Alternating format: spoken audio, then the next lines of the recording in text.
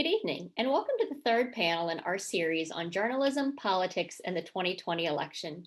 My name is Nicole Dahmen, and I'm an associate professor at the School of Journalism and Communication at the University of Oregon, and I'm going to be the host for the series.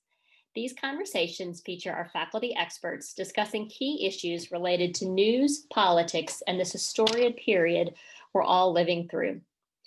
We have designed this series for our SOJC students, the UO community, as well as for people across the state.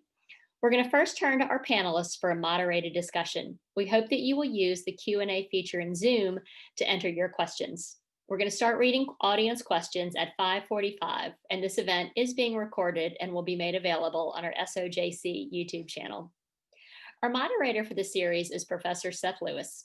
Professor Lewis is the founding holder of the Shirley Papay Chair in Emerging Media at the SOJC at the University of Oregon.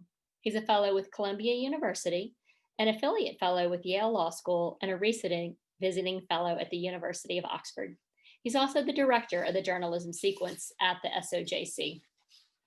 Regina Lawrence is the Associate Dean for the SOJC in Portland and the Research Director of the Agora Journalism Center.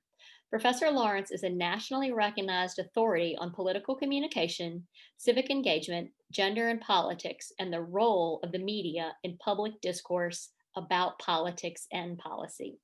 She's the author of Hillary Clinton's Race for the White House, Gender, Politics, and the Media on the Campaign Trail. Professor Dayna Chatman is an assistant professor of media studies and intersectionality at the SOJC. She studies media through the intersecting lens of race, class, and gender. Her research is in the area of media industries and fandom studies. Our final panelist for the evening is Professor Amanda Cote. She's an assistant professor of media studies at the University of Oregon School of Journalism and Communication. Her work focuses on the industry and culture of video games with a particular emphasis on gender, representation, and issues of technological access. Her first book, Gaming Sexism, Gender Identity in the Era of Casual Video Games, was recently published by New York University Press. And now we turn to our panel. Coverage, they got less policy-focused coverage. They even got less opportunity to speak in their own voices in elections news. For female candidates, that story has started to change over the past 10, maybe 15 years. Women candidates now tend to get closer to equitable coverage with male candidates, all things considered.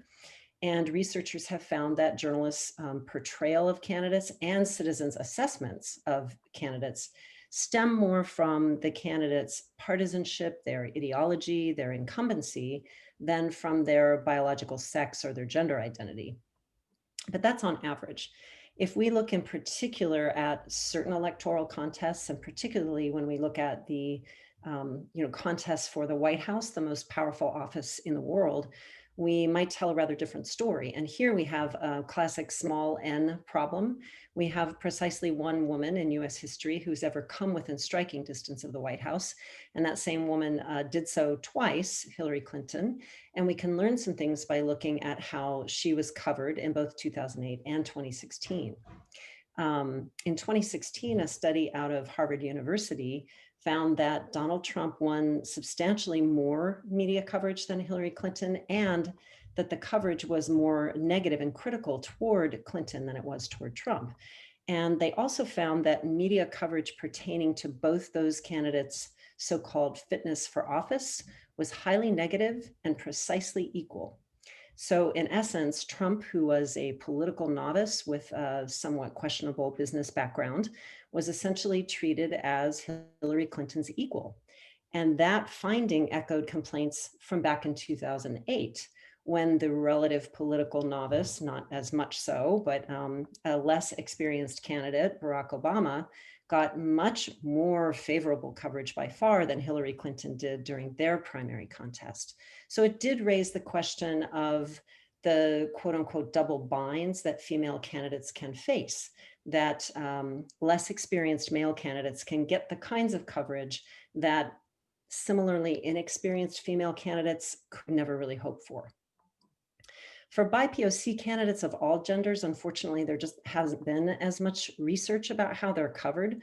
We do know that Black candidates and Black candidates are the main category when it comes to racial identities that have tended to be studied. We do know that they face a tougher time getting coverage, getting favorable coverage. And research suggests that Black women candidates have the toughest time of all. There's a kind of a well-known study published in 2012 that found out of 4 types of candidates, white males, white females, Black males, and Black females, it was Black females who received less frequent coverage and less positive coverage overall. So that's some of the context of, I think, the kinds of questions that we'd be talking about tonight. Great. Thank you so much, Regina. That's a really good overview of kind of where things are at this point. And I wonder if Dayna and Amanda, you might want to either add on anything with regard to news coverage, or maybe more generally, just some context about things that have developed over time that can help us to understand this current moment socially and politically when it comes to race and gender. Yeah, Dayna, do you want to go first, or? I can go. Okay. So I can talk more generally about the kind of situating the current context, and it really kind of goes back into, I would say, the 1990s, but up into the Obama era, of like discourses of colorblindness and the kind of rollback of affirmative action policies, and the general kind of sense of, okay, as a country, we've come so far in terms of race relations, and so we no longer need these things that were put into law to be really a equalizer. And so this vision of race relations, one in which our country is not defined, by the color of our skin, but like the content of our character, right? That, the systematic or systemic racism, institutionalized racism no longer exists in the world. That is America, the society that is America. Really started to take off and was kind of crystallized in the figure of Barack Obama, and his election really was held up as a symbol of like, look, we elected a Black man, right? We've come so far as a nation. And so that really kind of just solidified the threads of meritocracy, and the fact that, if people just worked hard enough, and they would see that individual racism still exists, but society as a whole is not out to get or marginalize people of color. And so you get to this moment where in the Obama administration, and even as, Regina was talking about in terms of coverage of candidates and thinking about the hope that he ran on and the way that he was talked about, there was this sense of like, we've come so far, but he's still been talked about in this certain kind of way, that really kind of revealed that these racialized understandings of society still exist, but at the same time, people were saying, well, that's a marginalized view, right? That's not indicative of society at large, that's a fringe, right? So it was then accepted as, people can have their opinion, and let's move along because, he's in office, right? And from my point of view, the curtain really kind of, was pulled back in a way for those who kind of really bought into a post-racial and colorblind mentality about American society, when you started to see the number of Black women and men being,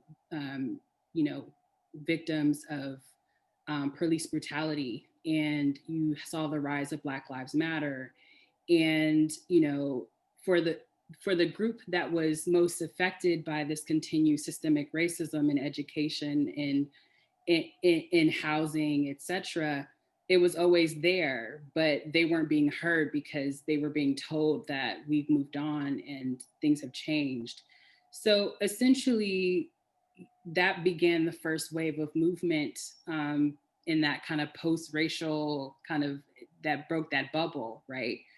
But essentially, you saw in 2016 a kind of referendum on the so-called progress and concerns about essentially these groups that were, these racial ethnic groups that we're really kind of continuing to say, we are here, we are not equal, we need equality, we need equity, we need to be recognized and understood that to talk about race is not a dirty word, but to way that it's wielded in ways that can be dirty, and that's the problem, right? And so how can we address those things? And there was pushback because essentially those voices in 2016 who were throwing things at Obama and saying, he's not American and all these kinds of things and these really kind of racialized discourses, they became bigger, right? They became louder. They became mainstream. They were no longer on the fringes. And so right now you see a moment essentially where the fringe is no longer the fringe. It's still considered the fringe, right? But it has so much visibility, particularly in news media, particularly people's consciousness as this racial unrest continues to exist in the streets. And so essentially that's the origins of this tension, is really kind of, we thought we were, as a society, we thought we were there. We thought we had arrived. We thought we were in a space where we could continue to progress, and that the things that were continued to be injustices for some were on the way out. We just needed a little bit of push. But we're kind of really seeing, even in this kind of moment of COVID-19 and the continued racial unrest, that these things are very much integrated into our systems. They take another form than they did, say, in the 60s, 50s, and 60s. And they're not as blatant, but they're there, right? And we have to deal with them. And so we're currently in a moment where there's, a contingency of Americans who want to deal with it, and some that's, saying that, we don't have to. It's not their problem, right? So. Building off of that, I think we see a lot of similar tensions in terms of the modern feminist movement. So for instance, again, starting in the 1990s and rising through the early 2000s, we saw the force of what my colleague Susan Douglas at the University of Michigan has called embedded feminism. And she uses this to describe the ways in which women's success and women's achievement have been normalized and woven into our media landscape. So she points to high-profile incidences of women's success on television. I think, of course, always of Shonda Rhimes' Night, which prioritizes high-powered women and high-powered women of color at the same time. And then, of course, we can think of real-life examples as well. Condoleezza Rice, Hillary Clinton coming within striking distance of the White House, now Kamala Harris coming in striking distance of the vice presidency. And so these instances are really good to see and really solid representation, but they can be used to mask ongoing disparities throughout the entire system of gender and access. For instance, if you look at Fortune 500 companies, I think it's under a tenth of Fortune 500 companies have female CEOs. But if you focus on the high-profile incidences of success, you might miss out on that. So we similarly have this narrative of feminism has achieved its goals. And feminism has done a lot. We're celebrating the 100-year anniversary of white women winning the vote in the United States this year. We can have our own credit cards now. We can sign house loans. We can do all of these things. So there's this one narrative that argues feminism has achieved its goals, and if it continues to push, it's pushing for women to be superior to men rather than just equal. But on the other hand, we've had a lot of incidents that show that's not true, that we actually do still have serious issues that need to be dealt with. The Me Too movement showing how prominent sexual assault and harassment are within huge industries is a really solid example of that. We've also seen, of course, consistent pay disparities between women and men, and in particular between women of color and men. Women of color are historically always paid less than their comparable colleagues. And this has actually really been highlighted during COVID as well. So in September, with so many people working at home, so many children doing school from home, the US Labor Bureau reports that we lost over 1 million people from the workforce. 865,000 of that population was women, and about 200,000 of them were men. So this really continues to show how our stereotypical gender roles, our expected roles of women as domestic caretakers, continue to affect us. Women continue to carry a very strong burden of the second shift. Even if you're a working woman, you still tend to carry a higher burden of caretaking responsibilities, childbearing and child rearing responsibilities, and overall household responsibilities. And so we see on the one hand this narrative that feminism has succeeded versus this very strong evidence that no, there's still places to go. And of course, modern feminism is about gender equality, not just female advancement. So trans issues, women of color issues, all of these are under the umbrella of areas where we're still working. And so this is a challenge, because if you see all these prominent representations of female success and you honestly feel like, wow, women have made it, it can be really difficult for you to take seriously claims that counter that, claims that no, there's still a lot of equalities. And it can feel like other people are trying to push themselves forward at your expense. Sociologist Michael Kimmel has a really good line about this, where he says, if you've been running a race downhill with the wind at your back, a level playing field feels like oppression rather than equality. And so this is a really prominent era of disagreement about who's made it and who hasn't in the United States. Yeah, Dayna and Amanda, I think you're both describing so nicely these sort of conflicting narratives, right? That and the tensions that exist in ways in which I think as Americans we want to believe certain things and then struggle to reconcile those hopes and ambitions in sort of contrast with some of the actual realities that, as you mentioned, I think, Amanda, you know, it's the way it's experienced, of course, too, may vary depending on your own personal background, how you experience those tensions, as well as whatever, you know, particular questions they call up. I wonder if we could just, you know, stay on this a moment and think about, you know, how do we see these types of these kind of narratives, these sort of gender roles, these kinds of certain expectations placed on particular groups, and how do those end up playing out in various forms of political messaging? So obviously tonight we're interested in news coverage of candidates, and we can see various types of, you know, stereotypes and tropes that may be perpetuated in news coverage. But there's also, you know, advertising and all kinds of political messaging too that we might think about that are of relevance for our school, given our focus on strategic communication as much as journalism. So I wonder if any of you might have some thoughts about just ways in which we see either these conflicting narratives or other sort of particular examples that maybe illustrate ways that these things play out in all kinds of political messaging. I don't know if Regina, you might want to start with that, or if anybody else would like to pick up on that question.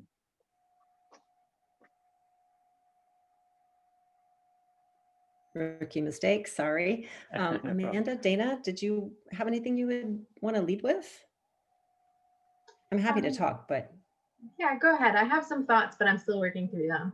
Okay. Yeah, absolutely. I think your description, both of you, is so fascinating in the context of this campaign, right? Because we've got so many different narratives and exemplars on the political scene right now.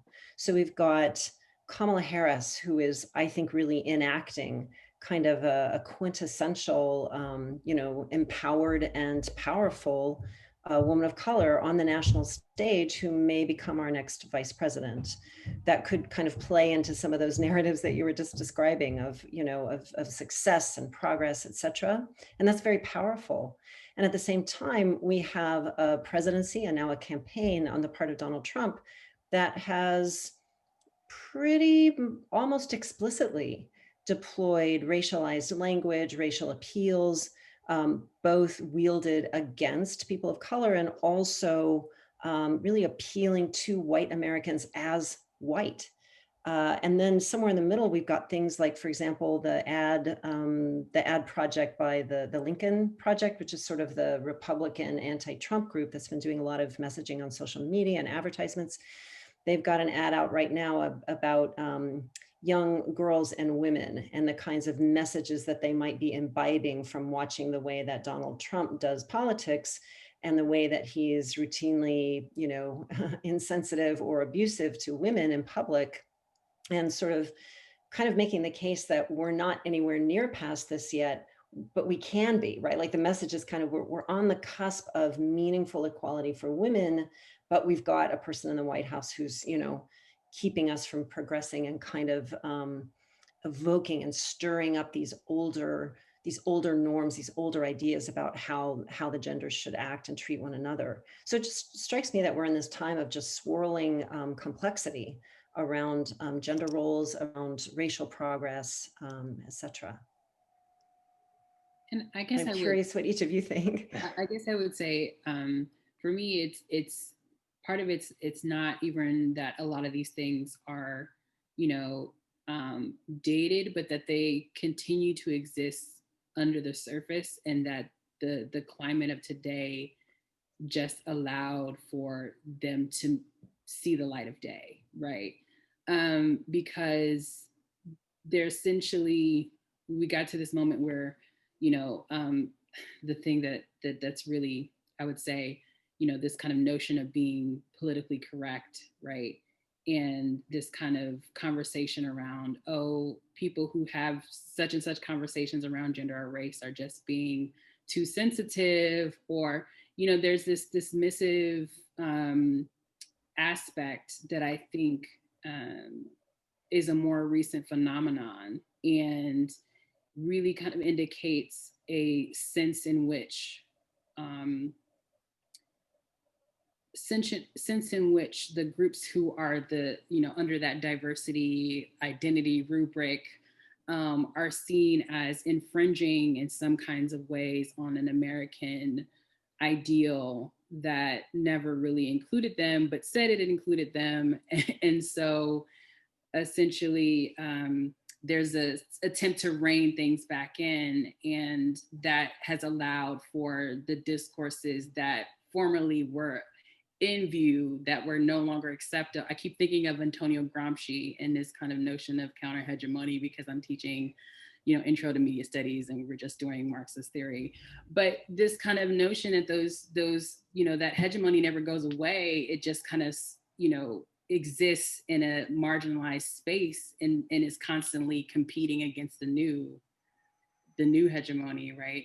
And so this really is indicative of that, of a sense in which it never went away. It just didn't have the space to be in full view, right? So I'm going to leap off that because I love Gramsci's theories of hegemony. And I think one of the places where they're really interesting here is in terms of stereotypes and language. I think, Regina, you made a comment earlier about how female and BIPOC candidates have to deal with a lot of baggage. I think sometimes we forget how long-standing stereotypes are in our media landscape and in the United States. So, of course, Kamala Harris constantly must be aware of and deal with the stereotype of the angry Black woman, and be very careful in how she self-presents. So that's a stereotype that I'm sure influences her, but also influences journalistic coverage of her. Time's Up, the organization that was founded after the Me Too movement to kind of keep an eye on gender, did a study of how news media covered Kamala Harris's nomination to the vice presidency in comparison to the 2016 nominations of Mike Pence and Tim Kaine, and found that about 25% of the articles about her drew on some kind of racialized or sexualized stereotype, the angry Black woman being common. And they also simply mentioned her race and gender much more frequently than they mentioned that the other two candidates were white men. And this says a lot about our subconscious expectations for authority, that when we have a white male candidate, we don't need to mention that they're white and male, because that's the default. When someone's different, that's when we have to mention it. And so that really continues to normalize certain kinds of people in positions of authority. And another really interesting way that that's been playing out in language recently is I've seen a number of articles that refer to Mike Pence as Pence and refer to Kamala Harris as Kamala, which doesn't seem like a very big thing, but referring to people by their first name versus their last name are different levels of authority and respect. And so when this happens consistently, it signals again kind of how we think of the people that are in power. I'd love to jump in on that, if I may. Amanda's raised such really good points. I'm so glad you brought that up. I sometimes like to say that, you know, both with respect to gender and race, we tend to act as though they're not on the stage until a woman or a BIPOC person enters the stage, and oh, all of a sudden race and gender, whereas actually gender and race are being exhibited, they're being performed, if you will, on the political stage all the time. It's just that we only tend to talk about it when groups that aren't usually on the stage get that visibility, win some presence there. I also wanted to say, you mentioned the Time's Up study, and I think it's a super interesting study. It did raise questions for me, since we're here talking to an audience of journalism students. It really raised, in my mind, tough questions, because as I read the report, those elements of the coverage that they allege kind of drew on sexist and racial stereotypes tended to come in the news because they were quoting, in this case, Kamala Harris's political opponents. And so for me, the question for journalists is, so do we expect journalists not to cover that stuff? Would it be better if they just didn't cover it and they didn't bring it up? And I'm not sure that's such an easy call. And I'm just wondering if that might be something we could talk about. Yeah, I'm so glad you brought that up, because I was thinking, like, do I bring this up? But I didn't want to dive too in depth on it if other people weren't interested. But yes, that was one of the interesting findings. So I would argue, of course, obviously presenting racial and sexual stereotypes commonly throughout the mass media is potentially negative. But I do think it's really interesting that when they dug deep into, okay, where are these stereotypes coming from? It was political opponents trying to dismiss Harris as a candidate and her legitimacy as a politician, as a person. And so I think it comes down a little bit to both sidesism. Do we need to tell both sides of the story when doing so reinforces really problematic stereotypes? I'm afraid I don't know an answer to that, but I think it's a really interesting question and food for thought. Is it worth leaving out somebody's opinion if that opinion is grounded in really negative views of other people and other groups? And it's especially hard when it's kind of veiled, as it has been in some cases against Kamala Harris and, of course, many other candidates. For example, the stories earlier in the campaign that talked about her as being uncooperative, for example, right? Which is very loaded language for a woman, for a person of color, right? Or bossy, or unpleasant, or unlikable, right? And those kinds of things, it seems to me, are particularly tough for journalists to deal with, because there's just that level of coding there, right? That carries so much of that baggage, that historical baggage. Well, you've all alluded to this in some respects already, but how do you think the coverage is doing so far in terms of covering Senator Harris and just sort of, dealing with issues of race, gender, and identity in this particular election cycle? What have you seen that you feel like has been good, has been positive, and what do you feel like has been lacking and ought to be improved? And then, perhaps, thinking again in light of many of the students who are on this webinar who are future journalists, what sort of things should journalists be thinking about to more astutely cover these issues? Dayna, do you want to jump in on that one? I think what I honestly have been in and out of coverage on this election, but just the bit that I have seen that I've appreciated, but I feel is kind of a typical narrative that I don't really see for white candidates, is the way that they talk about their family history. So you saw this a lot in Obama's coverage of his life story and his parents. And so the kind of framing of her narrative, as herself framing it, as an immigrant narrative, and, coming from a mixed race background, I find particularly fascinating, because I think this goes back to Regina's point of, these types of conversations or these types of stories don't make it for, don't come up when there's white candidates, right? And so Richard Dyer talks about, like, we need to kind of understand that whiteness is race, and whiteness is only conceptualized a lot of time as race when it's kind of like white supremacy, white extremist, right? But in other kinds of contexts, we don't, in news stories, it doesn't become the primary lens through which, the characters, the subjects are identified. And so for Kamala Harris, it's pretty much this,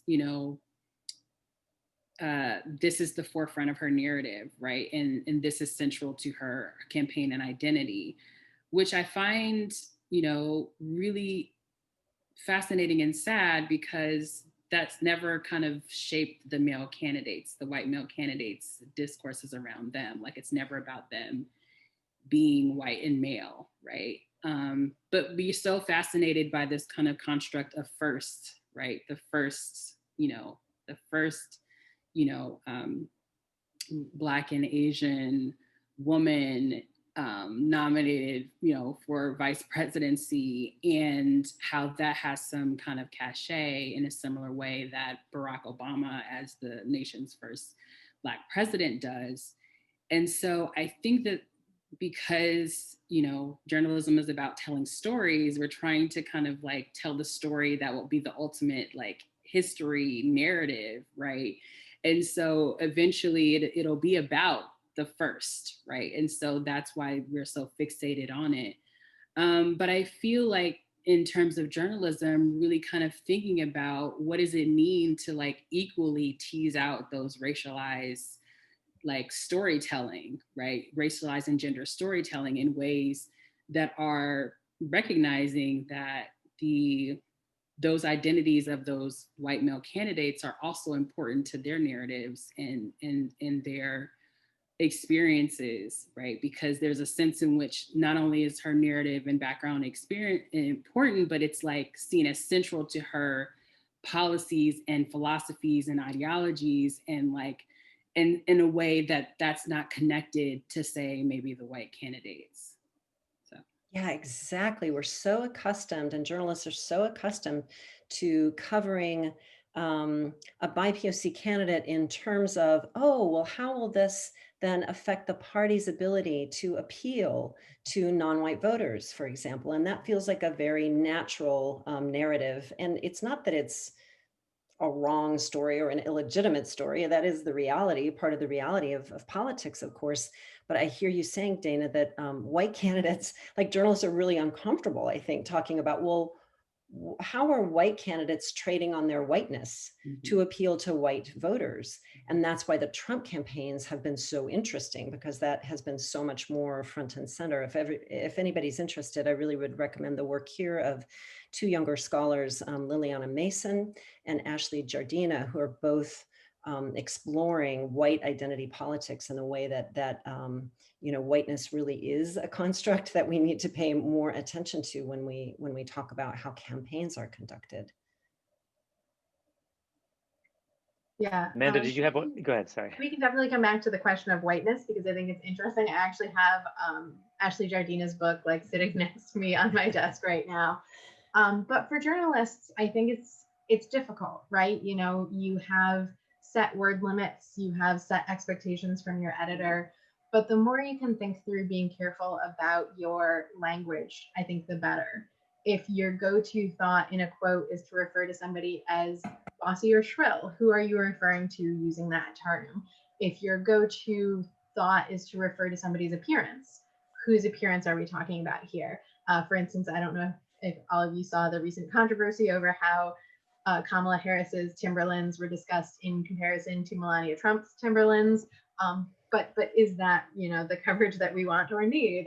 What kind of shoes people are wearing? For her Converse. Through what? For her Converse. Oh yes, the Converses also came up.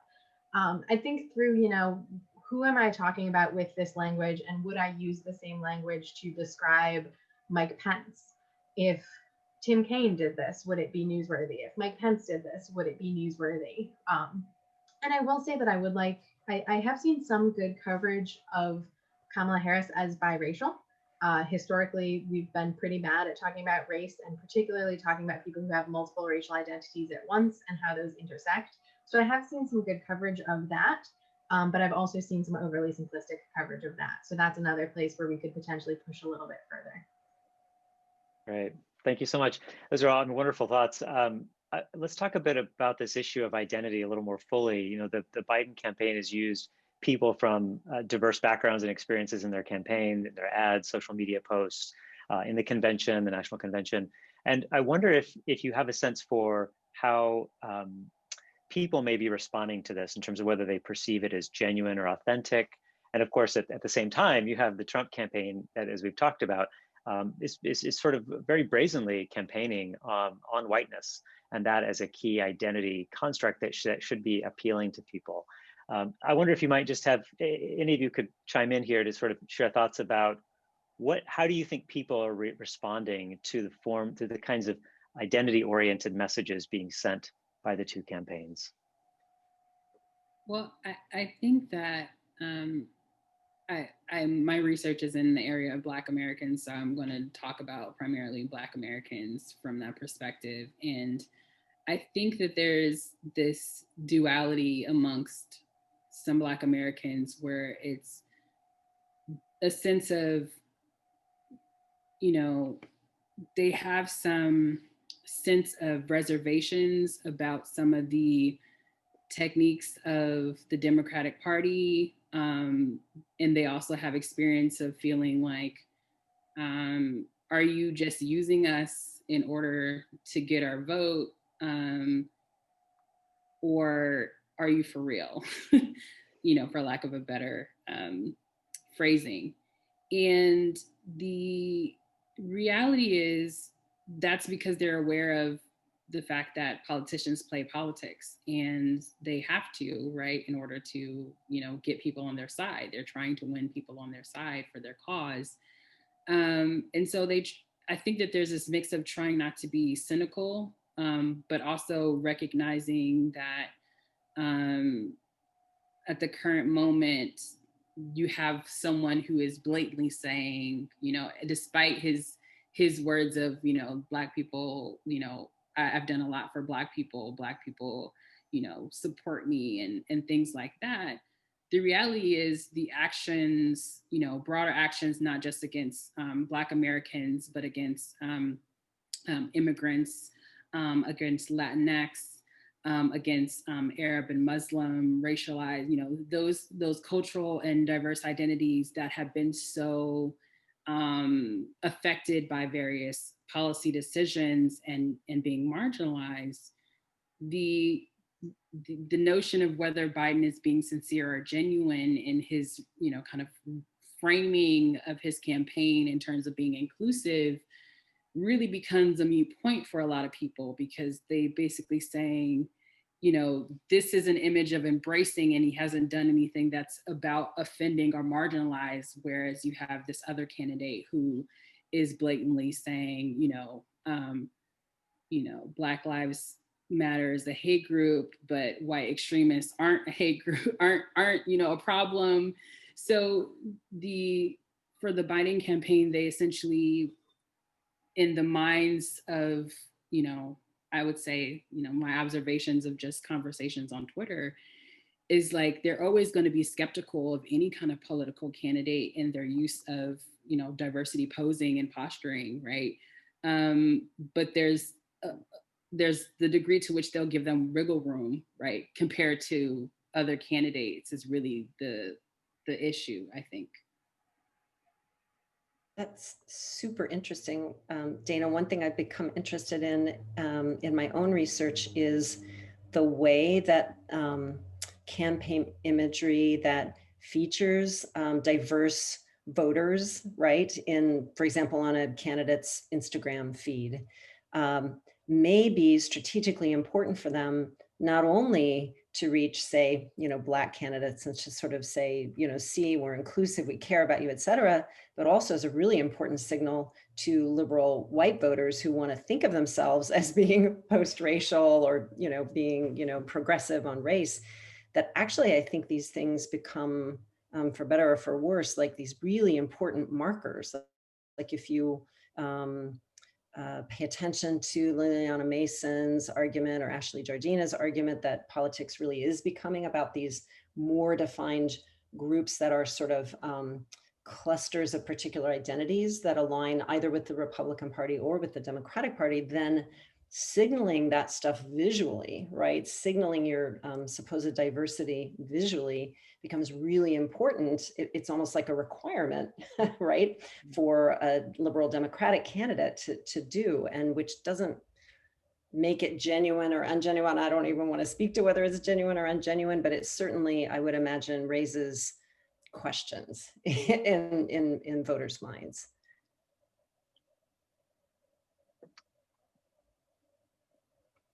Yeah, I think overall, it's a really interesting divergence because Donald Trump has run his presidency, his first campaign, his presidency, now his second campaign, largely on appealing to white voters, which is historically a really big change. Not the choice to appeal to white voters, but the choice to appeal to white voters as white. Dayna brought this up earlier. Richard Dyer's piece, The Matter of Whiteness, is one of my absolute favorites on this. It's only about 4 pages long. There's a PDF of it that you can Google. For everybody listening, go Google it, go read it. But Richard Dyer, as a media scholar, talks so much about how whiteness goes unnamed in society. And of course, being a media scholar, he uses the example of the TV guide, where when he's looking through listings of programs, it'll mention a Black doctor, so-and-so and their Asian lover, but it doesn't name white people in the same way. And the ability to go unnamed is a really powerful thing. Roland Barthes refers to this phenomenon as ex-nomination, maintaining your power by going unnamed, by being the default, by being the norm. He uses it to talk about the bourgeoisie in class. But we can also apply it, of course, to identity. If you don't have to be named as white because people assume you're white until you're otherwise named, that gives you a position of privilege. And I think that diversification and changing power structures have perhaps thrown that expectation that everyone is inherently white kind of out the window. We elected a Black president, and I think that was really destabilizing for a lot of people who were used to whiteness being the norm. And of course, that coincided with things like the 2011 or 2008 economic crash and recovery for that. It was overall a time where people were really upended and looking for reasons to be concerned or places to put their concerns and expectations. And I think growing diversification became one of those. So in that kind of fraught era where whiteness is being questioned in perhaps a new way, for Donald Trump to prioritize white people, I'm here for you, is a new policy and one that, totally makes political sense. He got elected. But the cost of that is, of course, forefronting divisiveness, presenting the interests of white people and the interests of people of color as opposed, when in reality, a lot of those interests are actually based on class, economics, access to power, et cetera, and are not inherently racialized, but are being made racialized by these discourses. And so it's a really interesting tactic to take, but very new. Ta-Nehisi Coates had a fantastic article after the Trump election that said Donald Trump is our first white president. And what he meant is Donald Trump is our first white president who has become president due to his whiteness or through emphasis on his whiteness, when for everyone else it was taken for granted. Well, very well said. This has been fascinating. Nicole, what questions do we have from listeners? We do. We have some terrific questions. So, Regina, let me turn to you for this question. So we've talked a lot about African-American and white women candidates. What sort of research is there about Hispanic women candidates, Latinx, candidates from other ethnicities, and where are we with that in regard to AOC and her voice and her image right now? It's such a wonderful question. I really want to defer to my colleagues here as well. And they have certainly have insights that I probably won't have because I wouldn't pretend to be an expert on that question. I think that it's safe to say that any non-white female candidates face exactly the kinds of structures and barriers and discourses that we've been talking about here tonight. I think also for each group, there are sometimes particular stereotypes, right, that they in particular have to grapple with. I think the other thing that's interesting, and I have been reading a little bit about this lately, is we haven't really talked much tonight about sort of stereotypes around groups of voters. But I think this is one thing that Hispanic Americans and Latino and Latinx Americans get uncomfortable with, frustrated with, et cetera, is being treated as a monolith, right? When as a matter of fact, there are some pretty serious policy differences and disagreements among members of that community. And so I think it would be interesting, and I am assuming somebody has done this, and I have not done this research, so I don't know it, but I'm assuming somebody has looked at how that plays out for Hispanic female candidates, for example, who have particular dynamics to manage with respect to their, to the voters that might be expected to support them on the basis of identity, which is a whole other expectation that we also haven't talked about much here tonight. But sorry, that wasn't probably a terribly clear answer, but maybe Dayna or Amanda has something to add. And we have lots of questions in the chat, so I think maybe we'll try to get through as many questions as we can. There's some wonderful material. So let me come to you, Dayna, with this question as someone who really specializes in entertainment media and intersectionality. One of the audience members wants to talk about Black excellence as exemplified by, Shonda Rhimes, Oprah, and then Kamala Harris, as opposed to the American dream called the American nightmare.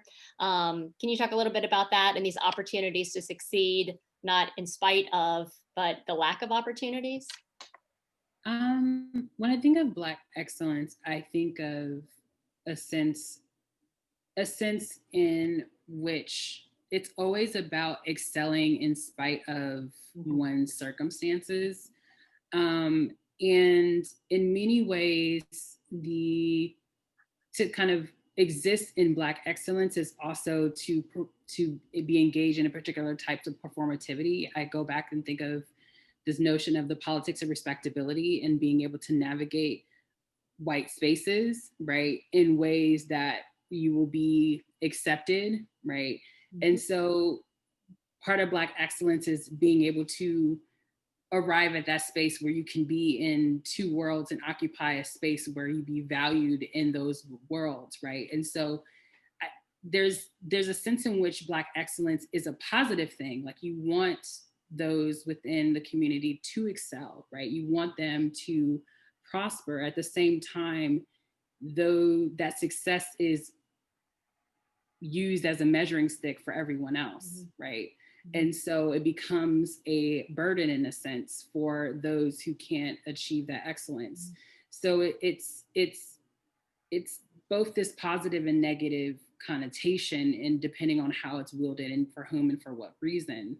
And so we need that, because we need to see those models of people who are essentially providing an image that has not been, perpetuated, right? Because that's important, right? But at the same time, we need that not to be the only image that's accepted, right? Because there's so much variability and there's so much difference, and that also needs to be embraced and accepted and not seen as less than because it hasn't risen above, to where those other people have excelled.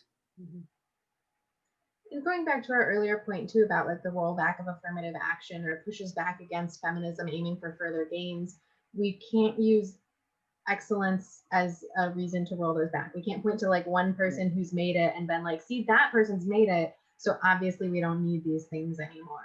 Because of course, again, that masks larger issues that may still need those policies to help others achieve that level of success. So Amanda, coming to you for this question. Earlier in the conversation, you mentioned the modern feminist movement. Can you talk a little bit, so for those in the audience who are 20 years old, what does, say, the modern feminist movement look like compared to, I don't know, do you say the antiquated feminist movement of the 80s? And then can you also touch a little bit on the second shift? Just personally, I read the second shift as a college student, and it had a profound effect on me. So I'm not sure that, again, the people, just maybe mention that a little bit more for those in the audience who aren't familiar with that phrase, the second shift. Yes, of course. So for those who want to know more, come take my class and Dr. Chatman's class in the future. But if you can't do that, I'll run through it really quickly. So feminism, waves of feminism has never been my favorite metaphor, even though it's frequently used, because to me, it masks the fact that feminism is a constant try to move forward and dealing with pushbacks against it. But when we talk about feminism, we generally kind of start with the so-called first wave of feminism, the late 1800s and early 1900s push for women to get the vote, that women's suffrage that we are now celebrating a century of. Can I interject right quick? Oh yeah, go ahead. I always teach my students that the first wave really was a break off of the abolition movement, and the fact that the 15th Amendment was going to be signed, and there were those who were against the right of Black men to vote before women, and so they ventured off, and so that's just yes. And Angela Davis covers that in excellent detail in Women, Race and Class, Women, Class and Race, if you want to dig into that. But so that's what we think of as the first wave. Then the second wave is what we think of as the 1960s hippie movement, anti-Vietnam kind of era, where women were pushing for more economic and social equality. So the right to sign off on their own credit cards, to buy their own houses, the ability to live and exist in public spaces with fewer restrictions. That continued through into the third wave of the 1990s, which again was much more about pushes for social equality, more pushes for rights in the workplace, things like that. Some people are now arguing that we're in what they consider the fourth wave of feminism, pegging that to the Me Too movement, and arguing that feminism is starting to realize that a lot of its past waves have primarily focused on the needs and desires of white women, and therefore we need to pay more attention to how feminism can work for women of all identities, and of course for instance, trans women included in that. So the so-called fourth wave of feminism is kind of exemplified by pushes through social media movements, growing emphasis and attention to sexual assault and harassment, and then growing attention to the ways in which multiple identities matter at once, even if we think we're only talking about gender issues. The second shift is a really phenomenal study that originally came out in, I believe, the early 1980s. It was a sociology study by Arlie Hochschild that showed that women were entering the workforce in much greater numbers, but not releasing the burden of domestic work that they had carried beforehand. So all of a sudden they had their work shift in the workforce because they were going out of the house to work, but then they still had the second shift of housework when they came home, meal prep, meal planning, taking care of children, all of those things. And a recent retrospective on the second shift has actually shown that that still tends to be the case. Things have become more equitable, but women do still tend to carry larger burdens of housework compared to men, even if both have full-time jobs. And again, I'll just point to that Labor Bureau statistic as a really solid example of it, that when kids had to stay home and do school remotely, 4 times more women than men dropped out of the workforce to account for that. Mm-hmm. So we have a question here too, from a journalistic perspective and the business model perspective. And this may actually be something, Seth, if you want to chime in here too, you're a real expert in this area. But, can journalistic coverage of race and gender truly change when our business model is about clicks and likes in terms of space and traffic? And then how do sort of niche specialty publications fit into all of this? Well, that's a great question. I guess maybe very quickly, I would just say that I'd like to think the answer is absolutely yes, that it can and should change. It always should, if it means making journalism better, more responsive, more reflective of people and their lived concerns. I think that I think that we actually need to think about journalistic business models as being much more varied today, perhaps than they have been previously, and that's a good thing.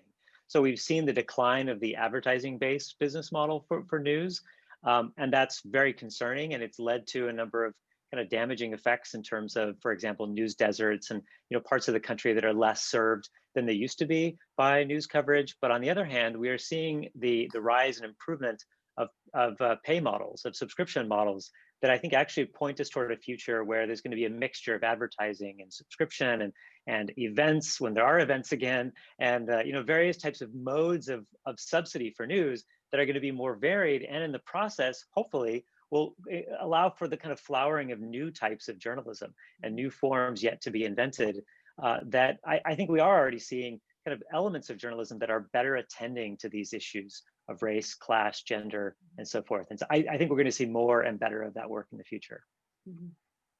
Maybe I'll chime in with just one example that is top of mind for me, partly because I've been doing a research project that is involved interviewing one of the key journalists. There's a wonderful project based in New York City called Documented, and it is very much a niche news organization that is really geared toward issues that affect undocumented workers in the New York area.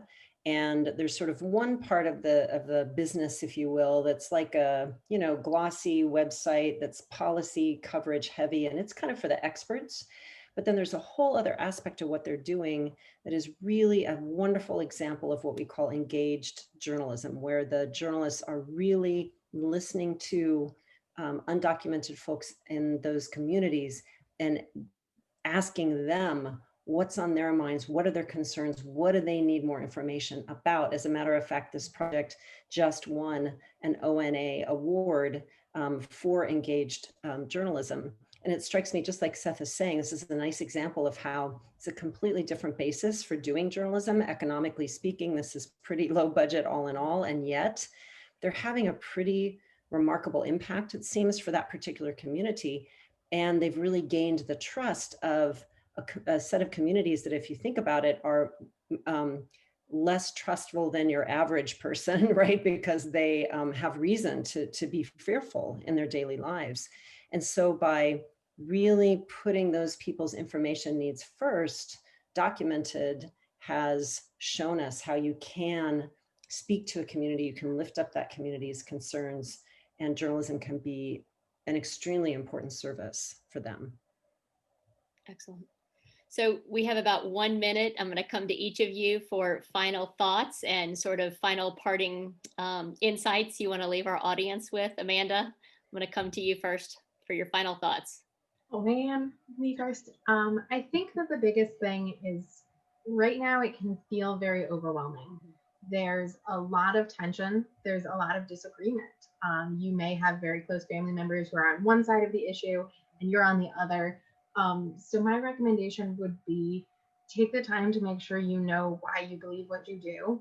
Try and argue it when you can, support your side, and take breaks and recover, because this is a really emotionally draining thing to do, is to disagree with people around you. And we're in a really polarized era, so odds are good you're disagreeing with someone you know.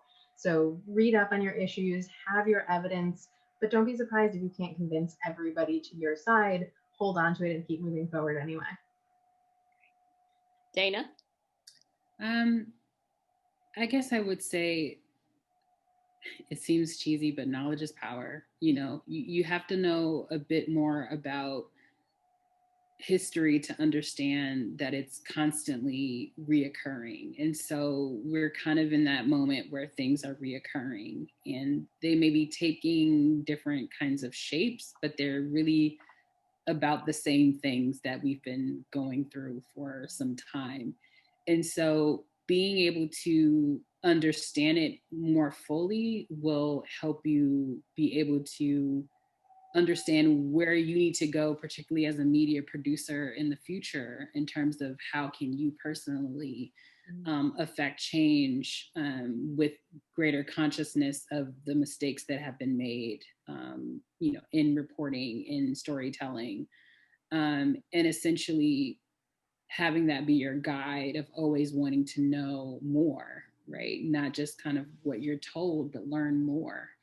The biggest inspiration to me was when I was a junior in high school, and my history teacher assigned American Holocaust and from David Stannard, and it was this other book, The Lies My Teacher Told Me. And it had this really profound effect on me because I realized that much of what I had learned was a lie up until that point about the massacre of, like, you know, indigenous people and the discovery of America and all these kinds of things. And so really question where your information come from and seek it out, and also understand the history of your field, right? Your profession, and understand how that profession itself has helped to sustain and worked in tandem at times with the kind of dominant, ideology and framework to produce certain kinds of, things that help to maintain the status quo in ways that are problematic, and how, and don't be afraid to really ask those questions, I would say. Great. And Regina? I love Dayna and Amanda's comments. I guess maybe speaking to our audience of younger people, I'm sure you realize this already, but you have come of age in such an unprecedented historical time, a moment, right, that has huge stakes for the future of the country, the future of the climate, the future of the world in so many ways. I was just reading a great survey by a center called Circle at Tufts University that focuses on young people and civic engagement. And their survey research this past summer found really high numbers, like 60 and 70 some percent of young people, 18 through 29 years old, who feel passionate. They feel that they can make a difference, that they need to make a difference. They feel if not empowered, if that's not exactly the right word, but they feel the stakes, right? They feel this moment that we're in. So I guess I would say there's a lot about the political system that is not designed to maximize your engagement. It is designed for other things, but that shouldn't keep you from being engaged. That shouldn't keep you from turning out to vote, even though politicians, for example, don't talk to you as young people. That shouldn't keep you from pushing through and making sure that your voice is heard. Well, thank you for this engaging conversation to all of our panelists, and we hope those of you in the audience found it enlightening. I have a new reading list that I'm going to go search for, thanks to our panelists this evening. We hope you will also join us next week when our series continues next Monday at 5 o'clock. We're going to discuss the so-called rural-urban divide, and we're going to talk about looking for shared connections across communities. And our series will continue until 1 week after the election. But again, thank you all for joining us this evening, and take care and good night.